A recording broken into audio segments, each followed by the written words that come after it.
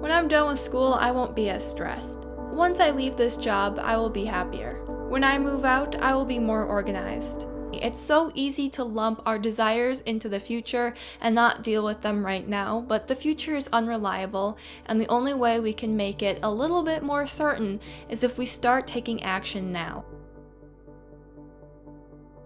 I like to keep my room in a fairly clean state, so it only takes about 5 to 10 minutes of tidying up every morning or evening to keep my room spotless, but I have definitely been there where my bedroom is a disaster for weeks or months on end and it just feels out of control. So I get it, it's overwhelming, and if you're feeling productive and like you can tackle it, go for it. Play some music, make a little party out of it, and enjoy deep cleaning. But if it's overwhelming or if you don't have the time for it, I get it. Instead, I'm going to urge you to just put aside 5 to 10 minutes a day to work on cleaning, or make a conscious effort to pick up 20 or 30 things and put it away every day. So if you do it this way, it is going to be several days or weeks before you see an actual improvement in your surroundings. But this is more about that act of self-care and consciously refusing to succumb to the chaos around you. I never understood why people made such a big deal about making your bed every morning, and I went about 19 years of my life without really ever making my bed, and I was totally fine.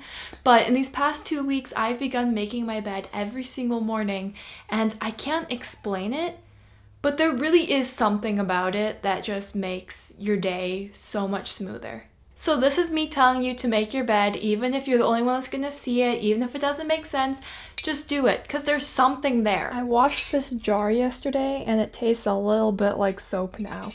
So don't drink soapy water, but I want to tell you to drink water. I know you're going to hear this a million more times in your life, and you probably already have heard it a million times, but it's a good reminder to drink plenty of water. And the more water you drink, without drowning yourself, the healthier you will be, the clearer your skin will be, and just your life improves so much more. And this is a really easy habit to get into, unless you don't like the taste of water. Then maybe try putting like lemon in it or fruit. I don't know. I like water, so I don't share that problem. But also keep in mind that things like coffee, tea, kombucha, sugary drinks, some of those are healthy, all of those are tasty, but also all of those are actually more dehydrating than they are hydrating, even though they are a liquid. So make sure you're drinking just good old plain water along with those other drinks. Negative self-talk is arguably one of the hardest habits to break. Many people who are stuck in this way of speech also usually don't realize the detriment of it because it's such a universal habit. But I'm here to remind you that it's really not the greatest or the healthiest thing to be doing for yourself or others. So common examples of negative self-talk would be putting yourself down sincerely. So that is honestly calling yourself names or saying, I'm not smart enough to do that, I'm not pretty enough to do that, I don't want to do that because I don't feel capable. The other common form of negative self-talk, especially in teenagers, is to jokingly put yourself down. So this could look like trauma dumping for shock factor when the situation does not call for it, or calling yourself names or making fun of yourself trying to be funny when you messed up or said something weird. Really is putting yourself down for the expense of a joke, and even if people are laughing, I'm going to tell you now that those jokes really aren't funny, and we laugh because we're trained to think they're funny. If your sole purpose for making these jokes are just to make your friends laugh, then I urge you to find other means of comedy that will lighten the room a little bit more and will also make your jokes more unique and make you more funny. In my opinion. I am fully aware that this is a very hard habit, but just remember that words have power. Whatever you say towards others and also towards yourself is now in the air and in people's brains. If you would like to be perceived by others better and you want to perceive yourself better, then I really urge you to put in the work to practice holding your tongue when you feel that need to make a self-deprecating comment or joke.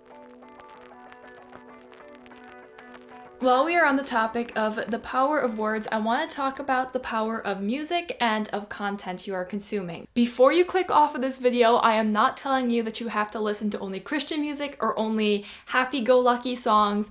My favorite artists are like Lana Del Rey and Taylor Swift, for example.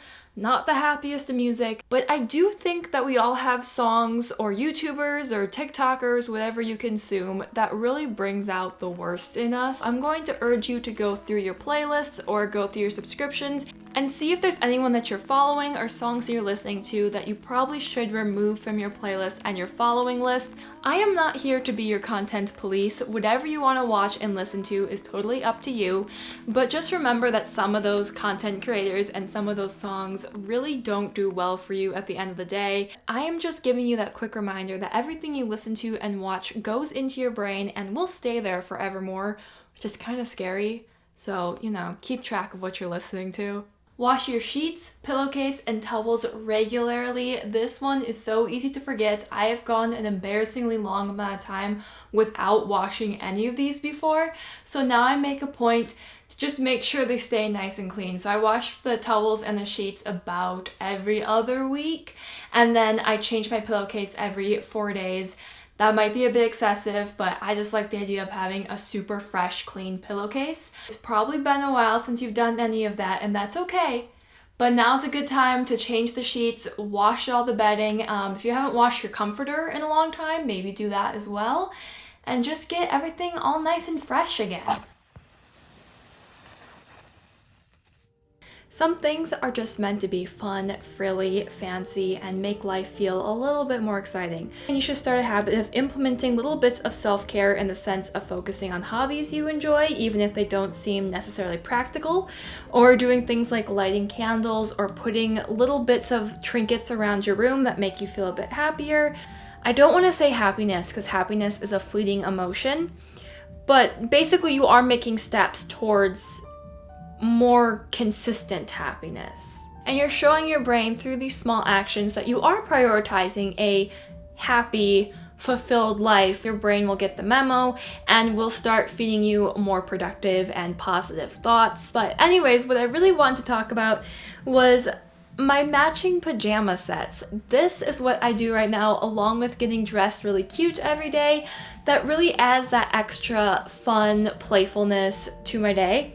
So this is my favorite one right now. It's just these shorts and this t-shirt that are matching and floral and pink and adorable. This is what I mean. Just find that one small thing that doesn't necessarily take a lot of time or money. I thrifted this for like $2 and implement it into your life. I have yarn all over my room right now from that knitting project. Let me show you. It goes all the way from my desk, down across the floor, and up onto my bed. Another thing that you can start doing right now is before you go to bed, or really whenever you feel like it, incorporate a couple simple stretches to give your body the proper movement. Nothing high impact, not even working out, just making sure that you're moving every muscle of your body and extending it to its full potential. So I'm going to show you quickly my favorite stretch that I add into my little mix before I go to bed. I learned this from my chiropractor like years ago.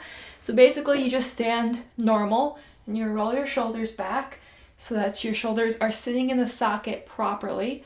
And then you're just going to kind of lean backwards, not too far, just till it feels comfortable. Let your head go back too. And just kind of hang here for as long as you can. It really helps to stretch your spine because we sit like this all day over our phones, over our computers, books, food. So just making sure you're combating that continuous posture by stretching it all backwards. So then ideally, it keeps your spine straight. And if you feel like it, you could do some kind of more high impact workout.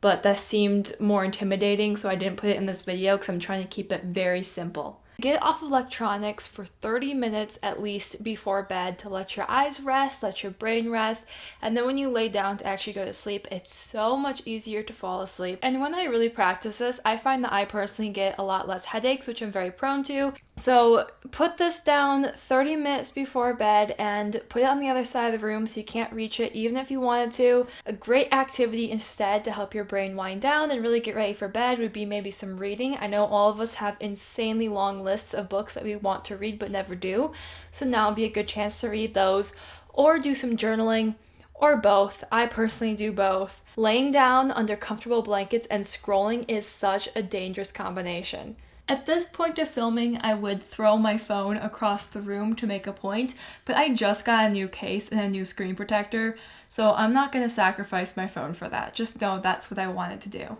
I could continue to talk about this for hours, but this seems like a good place to start, and please comment down below if you feel like there's anything I missed or if there's anything you'd like to add to the conversation. And I wanted to remind you that these things do take time, but I urge you to try your best and keep at it every day, and come back to this video whenever you need it. Thank you so much for watching. If you enjoyed this video at all, then please consider liking and subscribing, and I will see you again super soon, or I guess I'll never see you again. It's really up to you. But we have such a good thing going now that I'm sure you'll come back. Okay, thanks for watching.